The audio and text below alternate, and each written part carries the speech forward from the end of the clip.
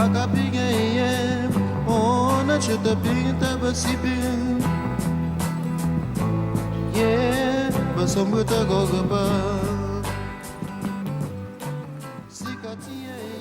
avons été émerveillés de l'entretien que nous a accordé le chef supérieur Bana.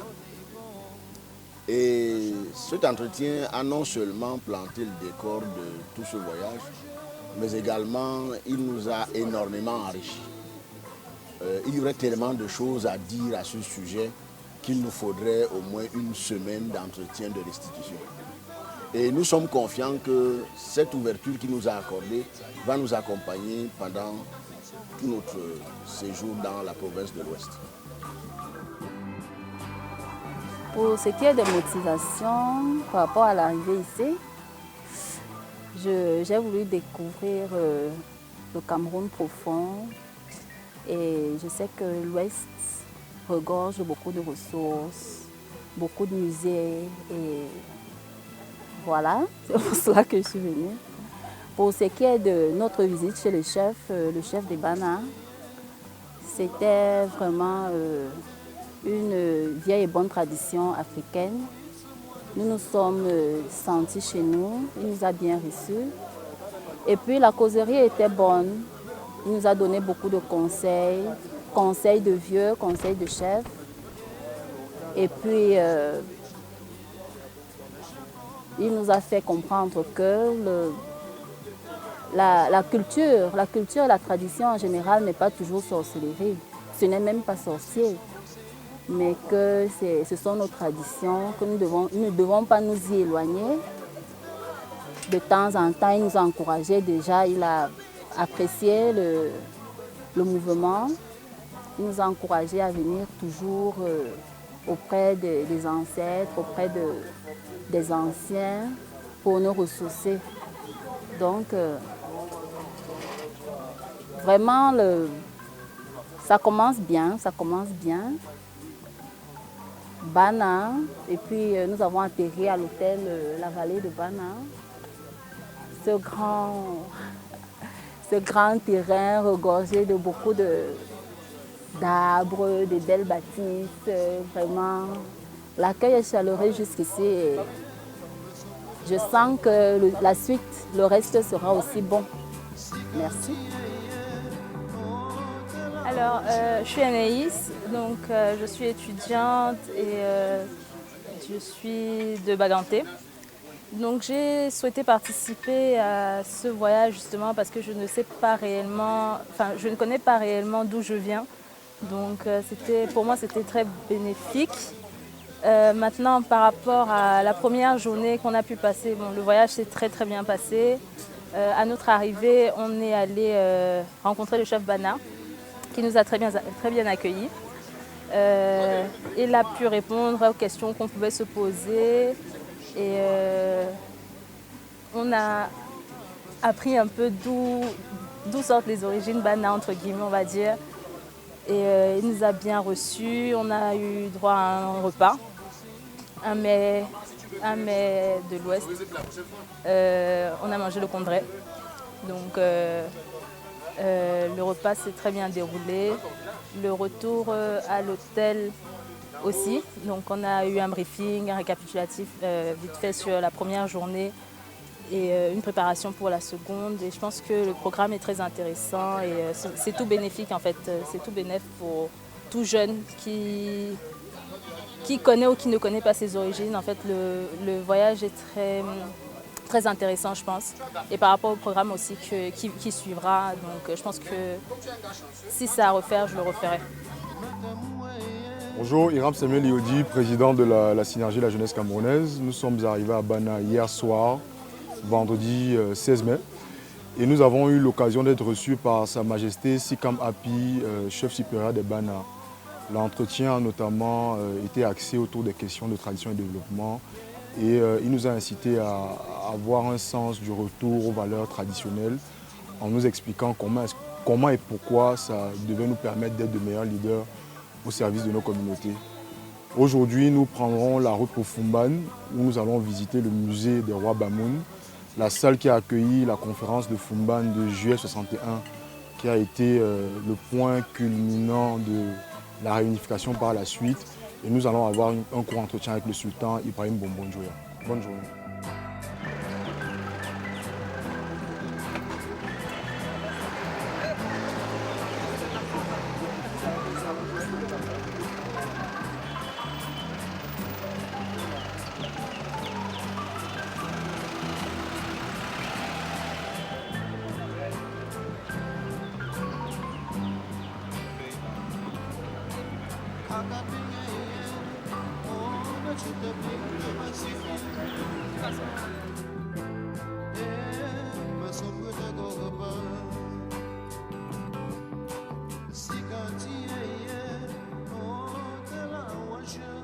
Bienvenue à Fumban. Excusez-moi de dire Fumban, bienvenue à vous. Parce que quand je lis ce dossier, je me rends compte que c'est tout l'Ouest qui vous reçoit. Et je suis d'autant plus intéressé que vous êtes intéressé au chefferies. Ça, c'est l'objet de ma société et l'objet des encouragements que je voudrais vous donner. Parce que quand vous vous intéressez au chefferies, à notre tradition, nous sommes parce que dit-on un peu sans racine est comme un arbre, un peu sans culture est comme un arbre sans racine. Nous avons constaté avec amertume que les jeunes connaissent mieux la ville de Paris que le quartier où ils vivent au Cameroun. C'est aberrant. Quand on dit Charlemagne, machin, on n'a pas beaucoup de l'histoire de Charlemagne. Voilà ma carrière. C'est vraiment très heureux que vous ayez eu ces initiatives. Nous aussi encourageons. Le Cameroun ne s'arrête pas à l'ouest.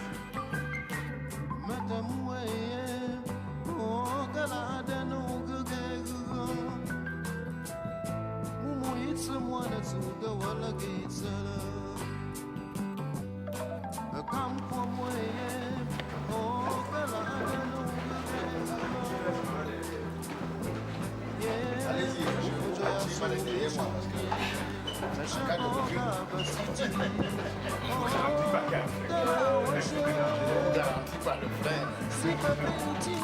Ça recule.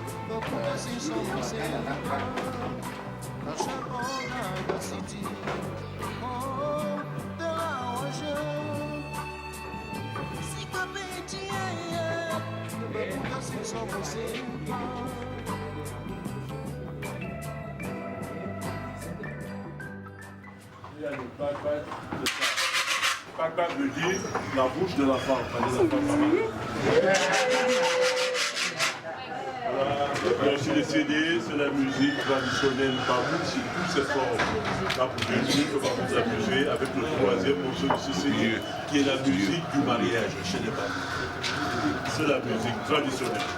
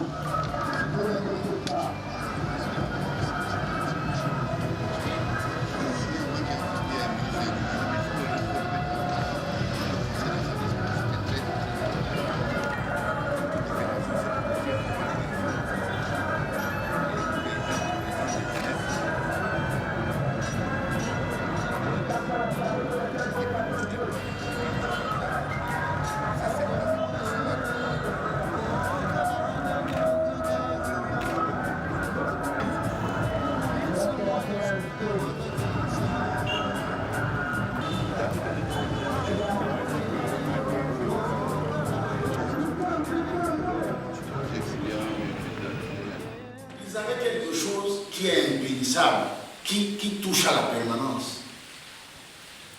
Et qu'on peut dire dans une certaine mesure, qui touche presque à la sagesse permanente. Ils se sont appuyés dessus. Sur des hommes et des femmes qui ont consacré leur vie à cela. On les appelle les notables, les grands notables. Et qui, sous le serment de la justice et de la vérité, ont privilégié leurs intérêts, enfin, les intérêts supérieurs du peuple au-dessus de leurs intérêts. Ils sont allés chercher un gamin qui avait 16 ans. Ils auraient pu prendre n'importe quel kidam qui leur avait déjà donné 500 000 ou 1 million. Parce que ce petit garçon n'en avait ni l'argent ni rien du tout, même pas l'instruction. Ils ont choisi l'homme qu'il fallait, à la place qu'il fallait, sous le sceau de la vérité et de la justice. Et ils lui ont donné tout ce qu'eux ils avaient pour qu'ils deviennent plus sages qu'eux. Parce qu'à 16 ans, ils ne savaient rien, il a nié. Ils lui ont donné tout ce qu'ils avaient dans les tripes. Ils savaient que ce gars allait devenir leur chef. Personne n'a essayé de l'écraser. Ils l'ont fait pour le plus grand bien de leur peuple. Ça, c'était hier. Et je termine par aujourd'hui. Voilà l'exemple magistral de ce que le pouvoir veut dire et de à quoi il sert. Chaque année, le sultan roi vient au tribunal avant chaque année. C'est par commodité parce que le monde est devenu plus spectaculaire.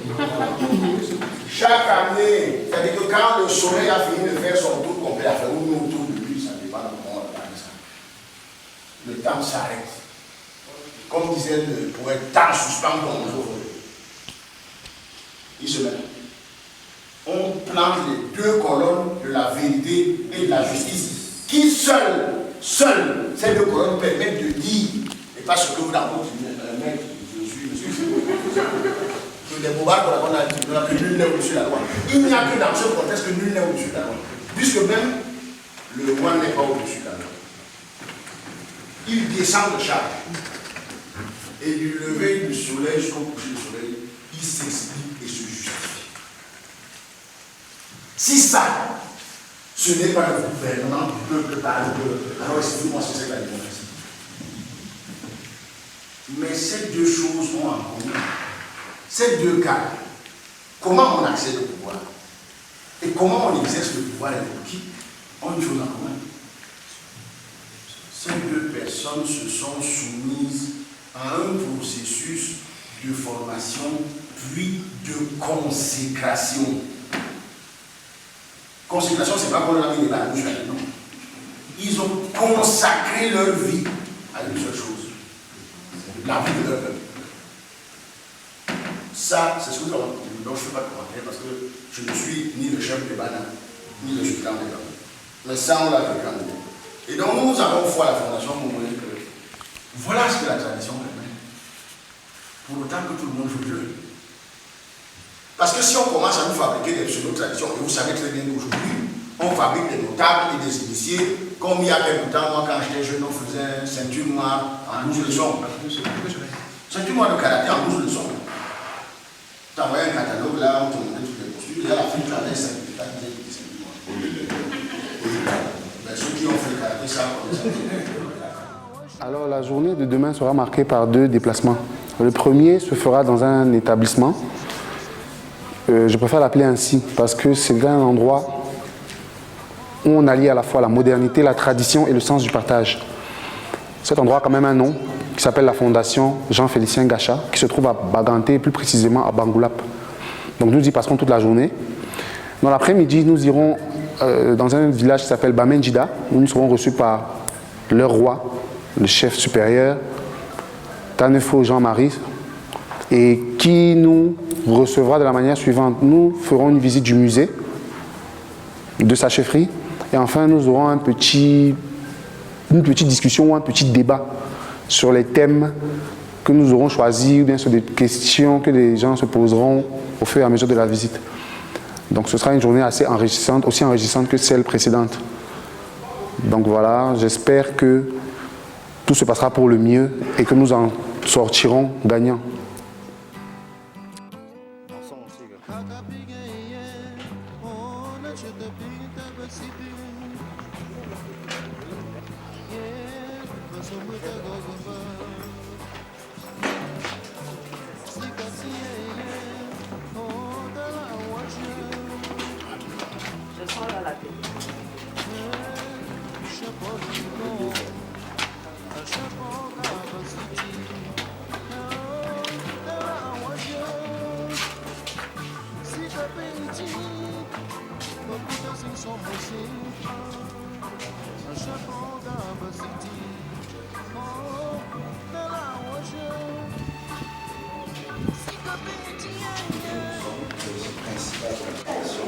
La Fondation a 2 autres sites. Un site vers Tunjin, tout près de la Reine Blanche, si nous avons entendu parler de ce côté-là. Et puis un autre site vers Noun, juste après le fleuve Noun, pour la limite entre le département du Blé et celui du Noun. Donc voilà, l'élevage également, nous avons été sur le site une quarantaine de têtes de bétail sur ce site et une vingtaine dans chacun des autres sites. La fondation a construite, donc c'est ça l'école. Là ce sont les élèves de la maternelle. Alors le volet maternel, étant donné que nous sommes rendus compte que l'expérience du primaire n'a pas été productive parce que l'État n'a pas pris en charge ses responsabilités, la fondation est restée avec l'école maternelle. Nous n'avons pas retrocédé l'école maternelle, au moins pour continuer de faire rêver ces enfants qui commencent à faire l'école. Parce que le nouveau, c'est les gens qui, les jeunes garçons, automatiquement, et les jeunes filles, dès qu'elles ont les bouts de 5 points, il faut qu'elles aillent en mariage. Alors là, on voudrait qu'ils, comme les autres enfants, qu'ils prennent goût à l'école. Parce qu'au départ, on est presque allé les chercher dans les maisons. Carrément dans les maisons, on leur offre des chaussures, vraiment pour les attirer, pour qu'ils viennent se faire à l'école. Donc, étant donné que nous avons encore cette stratégie pour les attirer, nous avons gardé le volet école maternelle. Pour que dès le départ, ils ne soient pas frustrés par l'école, mais que progressivement ils aiment l'école. Donc, voilà quelques images de la rétrocession. Là, vous avez Mme Dumas, qui est la présidente, fondatrice de la Fondation catholique d'achat, avec quelques bénévoles. Donc, nous allons descendre rapidement au pas de touche, on ne va pas les gêner. On va finir par l'intérieur là. On va redescendre pour faire le tour du propriétaire.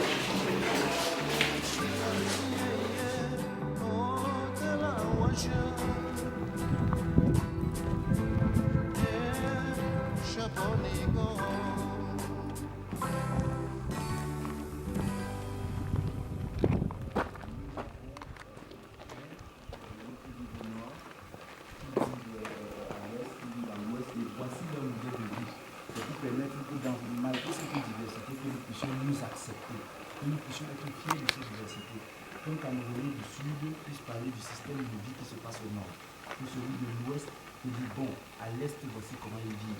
C'est vraiment essayer de, malgré cette diversité, de créer une certaine solidarité, une certaine communauté. Alors là, nous avons notre musée, qui est encore entendu. À l'intérieur du musée, nous allons installer des pièces de collection. On va installer des pièces de collection à l'intérieur de ce musée. Et les pièces de collection qui viendront de différentes zones du Cameroun. On ne va pas mettre à l'intérieur les pièces de l'Ouest.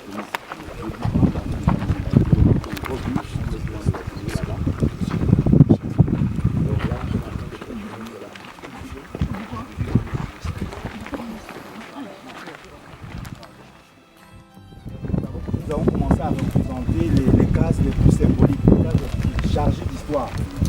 Donc là, par exemple, nous avons des constructions que vous devez connaître déjà. Ne serait-ce que parce que vous avez voyagé, vous avez vu ça sur la route, voilà, et parfois à la télévision. Donc là, ce sont les cases Bamileke. Nous avons essayé de représenter le pays.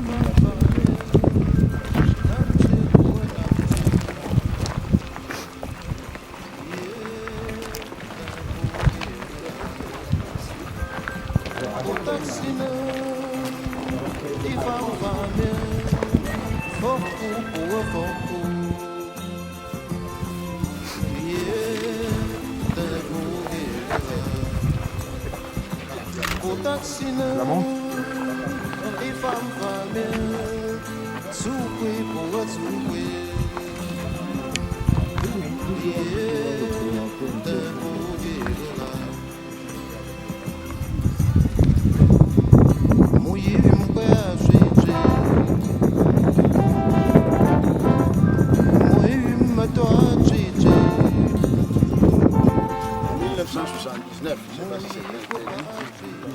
Des aînés à moi, parce que j'étais déjà à Polytechnique, on fait une étude sur l'art architectural, les aînés du génie civil, les ingénieurs de conception du génie civil.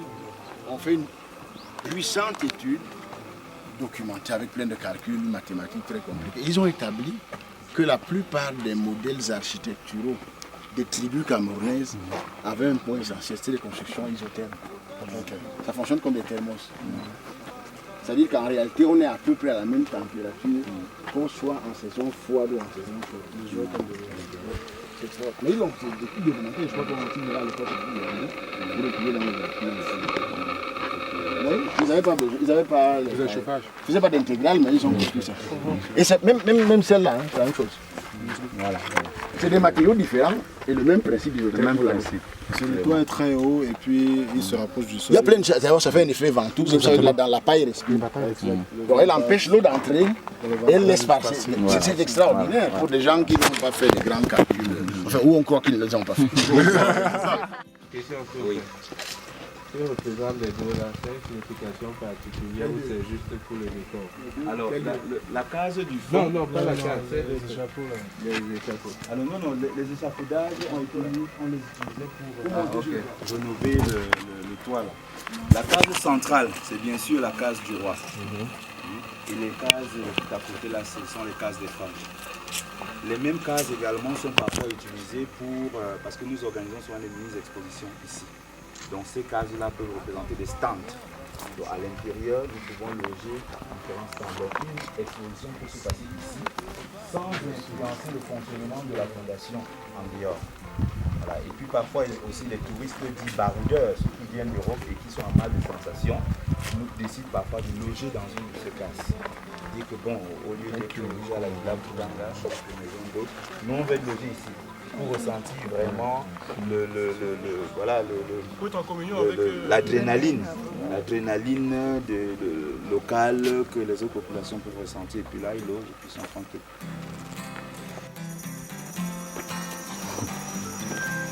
Wow.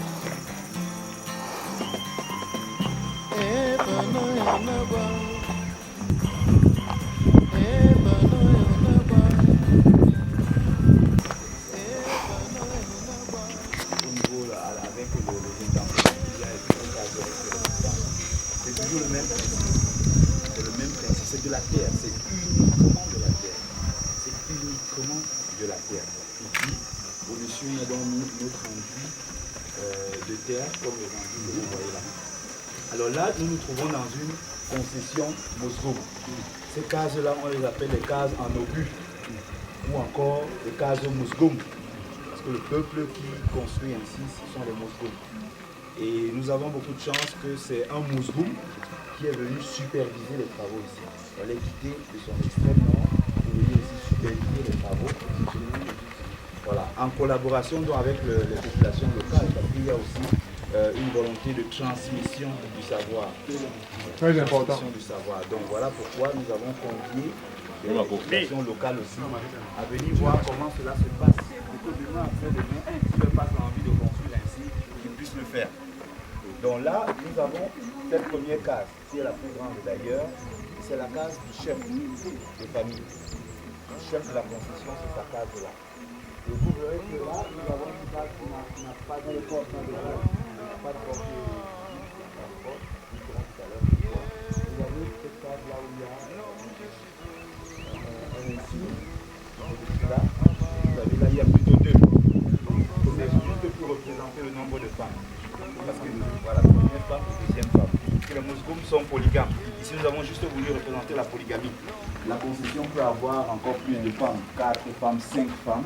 Et progressivement, les signes aussi vont évoluer. Et là, nous avons la cuisine. La cuisine commune. Les Mosgoum ont cette particularité d'avoir réussi le système de polygamie. C'est que chez eux, chaque femme a son jour de cuisine. Voilà. Et on mange tous ensemble le même repas. Tout le monde mange ensemble. Donc ce n'est pas comme ça se passe dans d'autres régions où chacune des femmes va à la cuisine et du coup le mari se retrouve parfois avec 10, 15 repas. Donc voilà, oui, il y a aussi l'inverse là qui est possible effectivement. Alors et là, ça c'est l'une des richesses du peuple musulman, c'est le grenier. Et le grenier est tellement important que toutes les portes donnent vers le grenier. Quand vous regardez un peu toutes les cases là, les portes donnent vers le grenier. Parce que tout le monde doit avoir un œil dessus. Et surtout, le chef, il doit avoir un œil dessus. Parce que c'est ça qui leur permet de tenir. À l'intérieur, on met donc des graines. On s'agit du blé, du maïs, et ainsi de suite. Et puis, tout en bas ici, c'est un peu pensé sur ce qui met du feu et sécher les graines maintenant. C'est tout simplement pour attacher le bétail, ici, le petit bétail, parce que chez les Mosgoum, rien ne se perd. Lorsqu'ils mettent une petite échelle et qu'ils prennent les graines, quelques graines peuvent tomber. Il faudrait donc que le bétail qui est en dessous puisse consommer ces graines.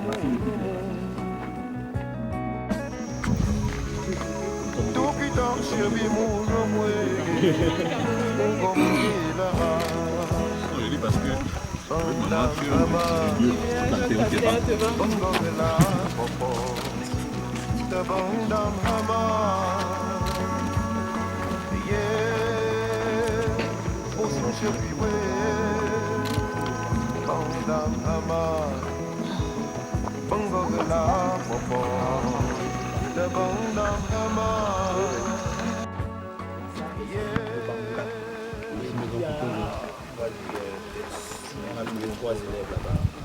Et après diagnostic, on s'est rendu compte que la salle n'a que 3 élèves parce qu'en fait, ils n'ont aucun matériel.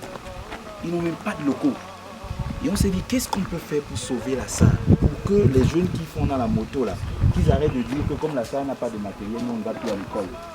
On s'est dit, il faudrait qu'on mette la SAR à compter des autres côtés. Et on a rencontré les délégués départementaux du MIEPOP. Puis ensuite, on a rencontré les délégués régionaux du MIEPOP et on a proposé quelque chose, c'est une convention de mise à disposition. Nous mettons à disposition notre matériel pour les apprenants de la SAR. Et puis pour qu'on sache quand même que la SAR a un certain effectif, nos apprenants également vont faire les cours théoriques là-bas. Pour que ça puisse motiver les parents. Nous avons 10 chambres. Donc nous avons des chambres de nous avons des chambres de cinéma, un lit, et puis nous avons 2 suites.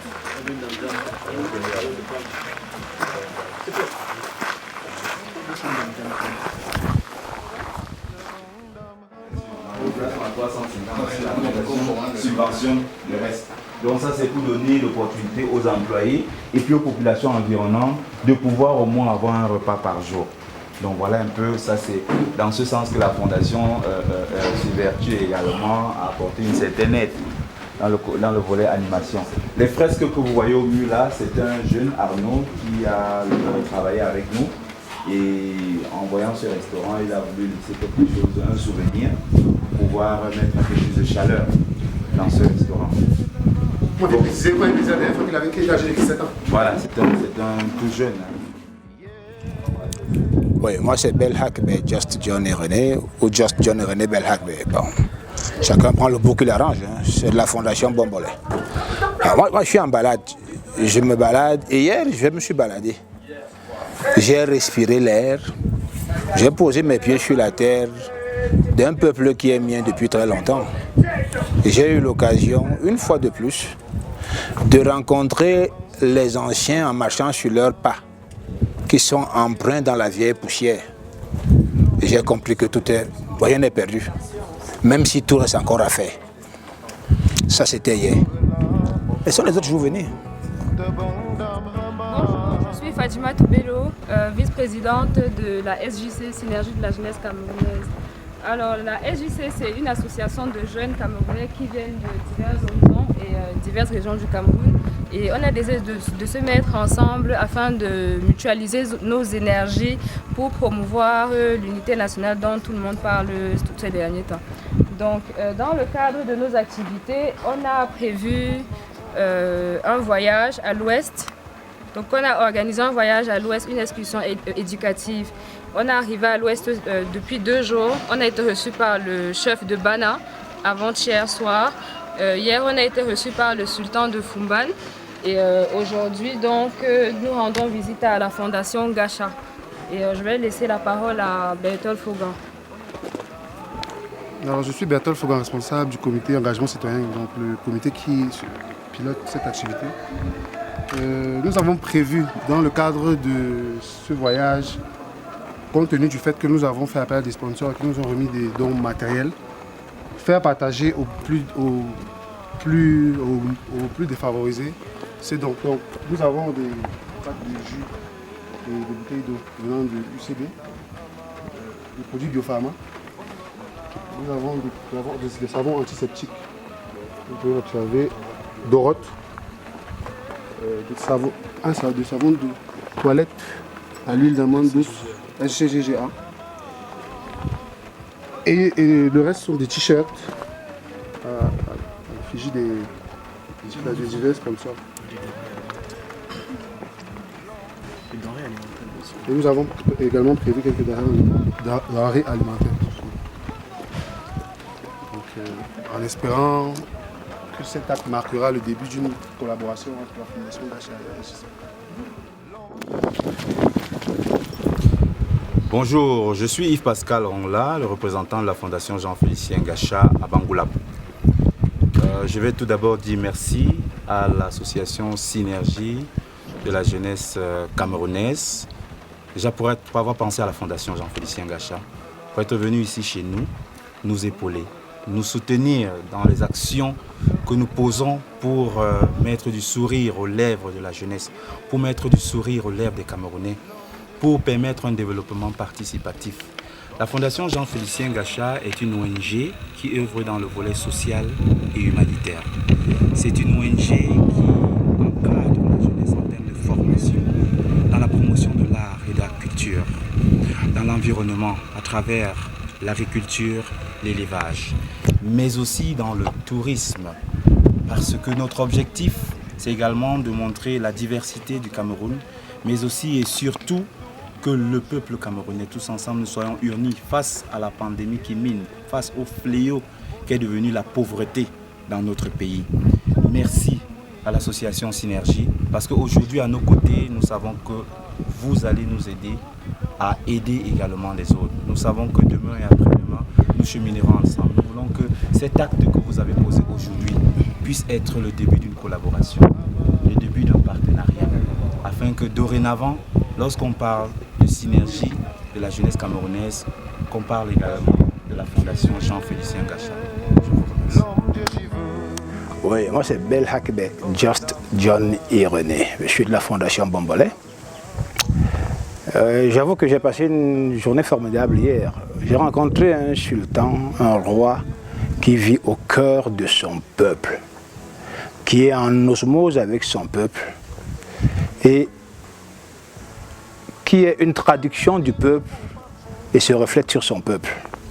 Ça peut avoir l'air paradoxal, mais ça permet de comprendre en fait quand on fréquente le peuple Bamoun, on a un exemple concret de la démocratie, c'est-à-dire que le pouvoir du peuple par le peuple, tel qu'il se vit et tel qu'il est conçu sur la base des concepts traditionnels, c'est-à-dire qu'il y a une traduction en termes de politique, sociale et économique de la tradition de ce peuple. Voilà en gros, en synthèse, comment si on pouvait parler de restitution de la journée d'hier. Bonsoir, je suis Fadjima Toubelo, vice-présidente de la SJC. Et en fait, je vais vous présenter le programme de la journée de demain. Donc là, nous sommes au 3e soir de notre excursion éducative à l'ouest. Donc demain matin, nous allons nous rendre à Baham pour visiter le musée de Baham. Et ensuite, nous allons visiter le musée de Banjul. Et un peu plus tard dans la journée, nous allons rendre visite au chef Sokunju 3 Jean Rameau, qui est, soit dit en passant, le doyen de tous les chefs de l'Ouest. Et plus important encore, c'est qu'il est en fait un des témoins de la période du maquis au Cameroun. Et donc après notre entretien avec lui, nous allons rentrer à l'hôtel et nous aurons une discussion éducative sur le thème de l'initiation, rayonnement personnel et engagement civique et citoyen. Et nous allons parler des cas de Rubé Oumniobé et Douala Mangabel pour parler du Cameroun et de manière générale, c'est-à-dire hors du Cameroun, nous allons parler du cas de Nelson Mandela. Donc voilà pour la journée de demain. Voir qu'est-ce que c'est que le Cameroun profond. Je pense que si on commence à l'ouest cette année, l'année qui vient peut-être on sera dans une autre ère culturelle du Cameroun qui en compte 4, comme vous le savez. Et c'est ça qui fera que nous soyons finalement de véritables Camerounais, fils du Cameroun. Parce que c'est très théorique, c'est très aérien jusqu'ici. Les Camerounais ne connaissent pas leur pays. J'ai relu le document que vous avez fait tout à l'heure, pendant que je vous attendais, j'ai vu quelque chose d'inédit dans l'histoire même de notre pays, qu'on réunisse des gens et qu'on essaye de faire d'eux, non pas des Camerounais de papier, mais des véritables personnes inculturées dans le véritable Cameroun. Donc c'est ça qui nous fait plaisir. Et je ne continuerai sans vous demander de me suivre devant la cour royale parce que Sa Majesté le roi est en déplacement aux États-Unis. Mais avant de s'en aller, il a demandé expressément que l'on aménage vos revenus, ne serait-ce que d'un point de vue symbolique. Oui, donc je vais vous demander qu'on se rende devant lui, parce que le roi n'est jamais absent. Ok, d'accord.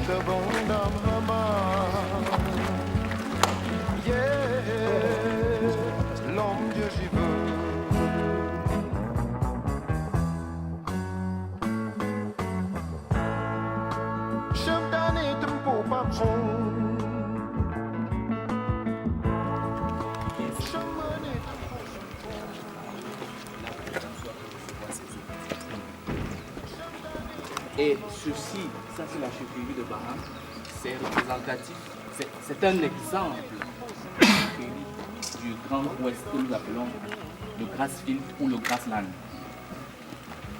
Et cette chefferie, elle est vieille de bientôt 6 siècles, donc c'est au début du 15e siècle qu'il a été fondé par des rois chasseurs, Fojangvu.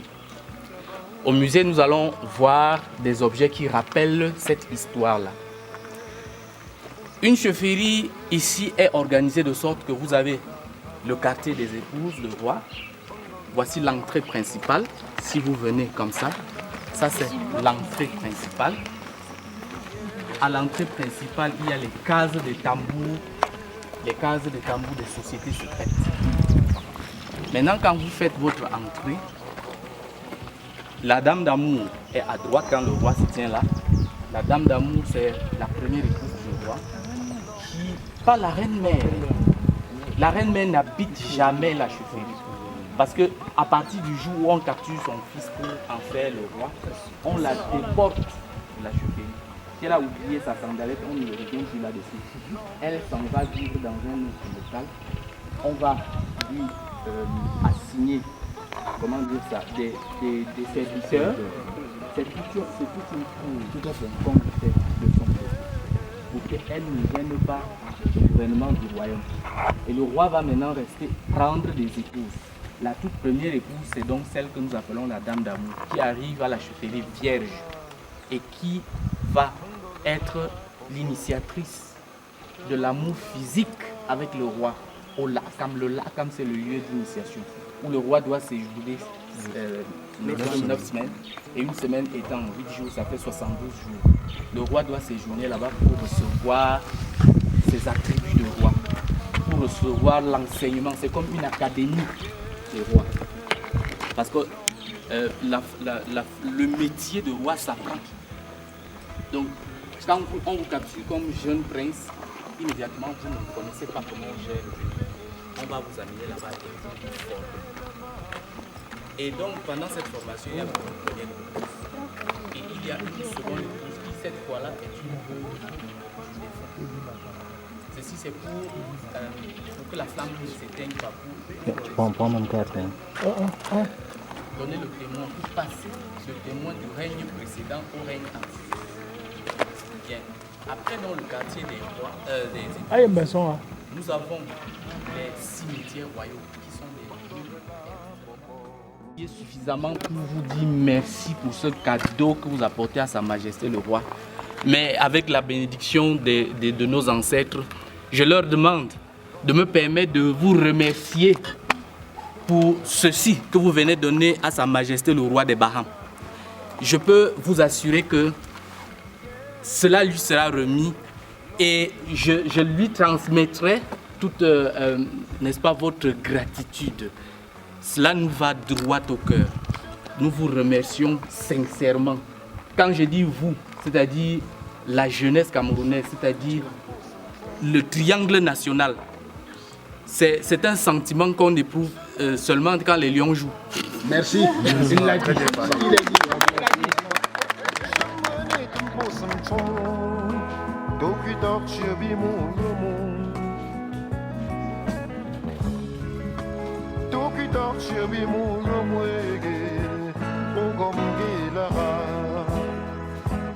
Bandam Hama Bangogela Popo de Bandam Hama.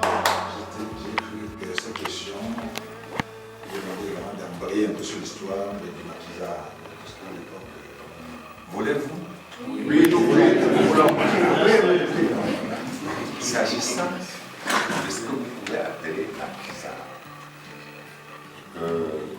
c'est en 1955 précisément que nous avions déclenché le mouvement, enfin parce que le mandat de la France était déjà en fin et qu'il ne fallait pas accepter qu'on renouvelle le mandat de la France comme tutelle du Cameroun. Et c'est pour cette raison que toutes les tentations faites, comme rien ne devait marcher, il fallait de 25 mai 55 à Douala de crancher des événements pour prouver à la France qu'il y avait quand même des organisations au Cameroun.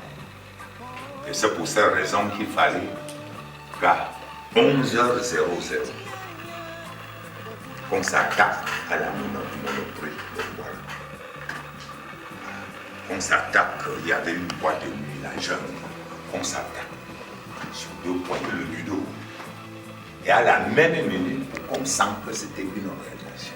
Voilà comment ça avait déclenché. Et ça, après le déclenchement, comme à l'époque, c'était beaucoup plus étoffé par les jeunes étudiants.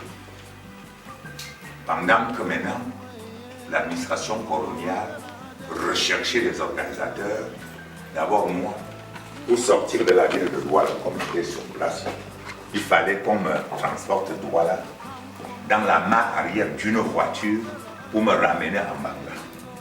Pendant ce temps, ma propre voiture faisait des tours à Douala pour laisser croire que j'étais encore à Douala, pour tromper la vigilance de l'administration coloniale. Et pendant ce temps, tous les organisateurs, chacun s'était réfugié dans son village natal. Et c'est pendant ce temps que l'UPC en profite pour mettre ses structures un peu partout. Voilà.